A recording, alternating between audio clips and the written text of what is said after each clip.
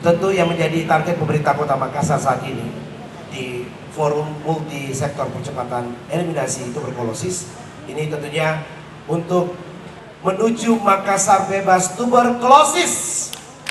Aplaus yang meriah untuk itu. Baik, kita berlanjut ke acara selanjutnya. Berikut ini selayang pandang dari BPJS Kesehatan. Kita berikan aplaus yang meriah untuk BPJS Kesehatan. Baik, terima kasih atas waktunya yang diberikan kepada BPJS Kesehatan. Saya di sini dari kantor BPJS Kesehatan Cabang Makassar yang akan membawakan terkait program JKN Jaminan Kesehatan Nasional untuk mendukung Makassar bebas tuberkulosis 2030.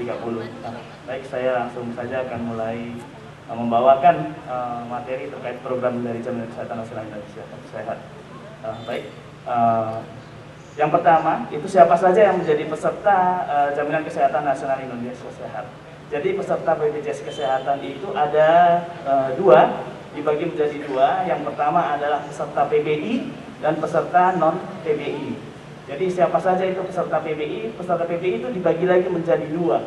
Yang pertama adalah PBI dari pemerintah pusat dan yang kedua adalah PBI dari pemerintah daerah. Kemudian segmen yang kedua adalah non-PBI. Jadi siapa saja peserta non-PBI itu? Non-PBI adalah peserta yang iurannya dibayarkan secara mandiri atau dibayarkan oleh pemberi kerja. Ya, kemudian siapa saja yang harus didaftar? Jadi untuk peserta PBI yang harus didaftar adalah semua anggota keluarga termasuk dengan bayi baru lahirnya. Nah, jadi sampai dengan bayi baru lahirnya pun itu bisa didaftarkan.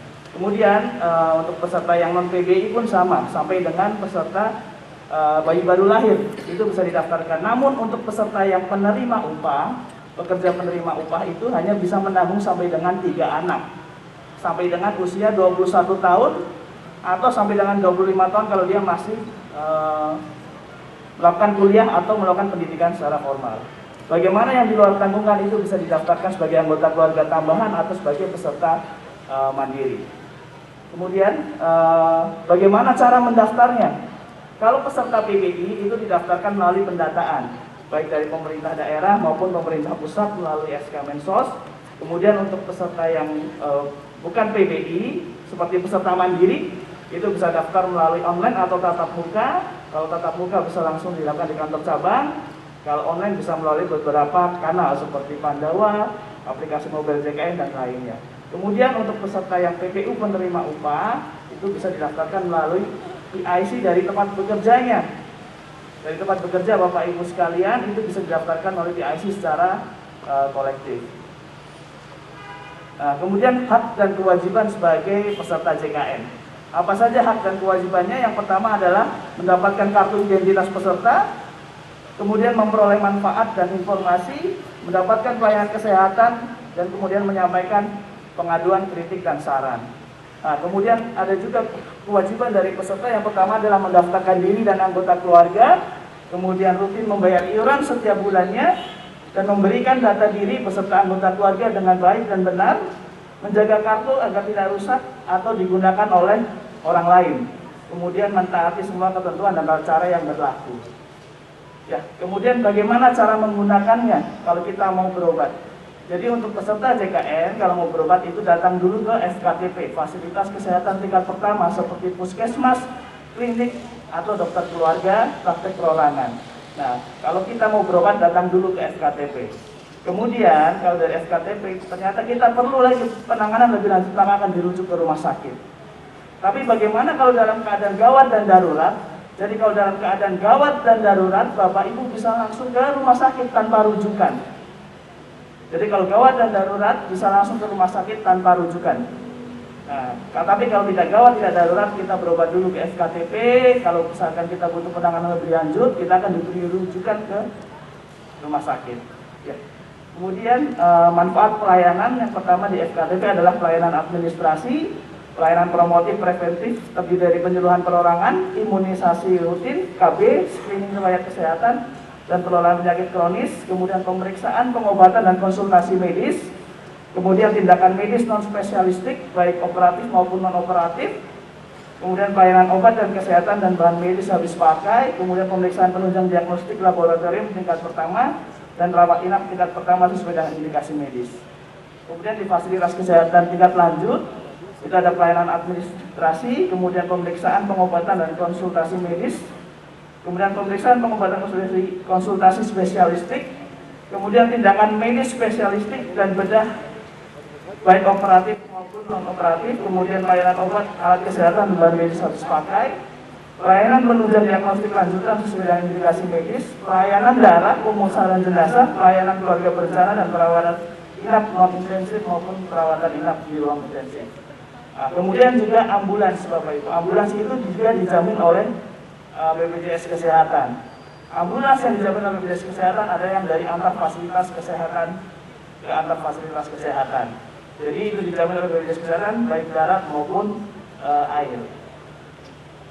Kemudian untuk kanal administrasi peserta BPJS Kesehatan itu ada yang pertama adalah mobile JKN. Jadi kalau Bapak Ibu ada HP Android maupun HP iPhone ya, itu bisa download aplikasi mobile JKN. Kemudian ada BPJS Care Center di 165.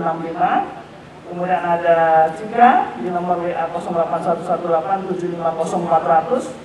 Kemudian bisa juga melalui kantor cabang atau kantor kabupaten kota BPJS Kesehatan. Kemudian bisa juga melalui WA, yaitu pelayanan Pandawa di nomor HP 08118165165. Kemudian kalau Bapak Ibu yang bekerja di perusahaan atau di instansi pemerintahan bisa menuju sebuah IIC untuk melapor ke BPJS Kesehatan melalui pelayanan administrasi secara kolektif. Kemudian ada juga kanal pengaduan BPJS Kesehatan. Jadi selain ada pelayanan administrasi, ada juga pelayanan pengaduan dan pemberian informasi. Yang pertama bisa melalui kantor kabupaten atau kantor cabang BPJS Kesehatan. Kemudian bisa melalui BPJS Kesehatan di Care Center 165. Kemudian juga melalui aplikasi mobile JKN. Kemudian juga melalui PIPP rumah sakit. Jadi di rumah sakit ada juga pemberian informasi dan penanganan pengaduan. Ada ruangan untuk khusus pelayanan pengaduan, itu bisa melapor di rumah sakit. Kemudian juga melalui aplikasi lapor. Nah, untuk aplikasi mobile JKN juga, itu juga memudahkan kita untuk melakukan pendaftaran secara online di rumah sakit maupun FKTP. Jadi Bapak Ibu yang ada aplikasi mobile JKN-nya, yang mau berobat itu bisa daftar dulu untuk mengambil antrian. Jadi sebelum datang kita bisa daftar dulu melalui aplikasi mobile JKN. Kemudian Bapak Ibu, menjadi peserta JKN kalau kita berobat itu harus ada identitas. Tapi kalau misalkan kartu BPJS Kesehatan Bapak Ibu itu hilang atau kartu KIS Bapak Ibu hilang, jangan khawatir. Sekarang bisa berobat menggunakan NIK. NIK yang ada di KTP, ada di KK, dan ada di akte kelahiran.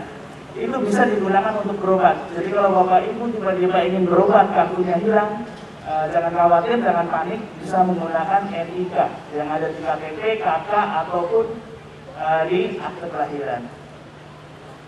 Kemudian Bapak Ibu, apabila Bapak Ibu sebagai peserta JKN yang mandiri, yang iurannya dibayarkan setiap bulan, ini ada program dari BPJS Kesehatan, yaitu namanya program rehab khusus peserta mandiri yang menunggak. Jadi yang punya tunggakan lebih dari 3 bulan, 4 bulan sampai dengan 24 bulan itu bisa dicicil sampai dengan 12 kali pembayaran bertahap. Bagaimana cara mendaftarnya? Cara mendaftarnya bisa melalui nomor telepon Care Center di 165 atau bisa melalui aplikasi mobile JKN. Nah, jadi kalau Bapak Ibu sekalian peserta mandiri yang menunggak lebih dari 4 bulan itu bisa mendaftar program rehab pembayaran bertahap sampai dengan 12 kali pembayaran. Mungkin sekian dari saya untuk program JKN ini. Semoga bermanfaat. Assalamualaikum warahmatullahi wabarakatuh.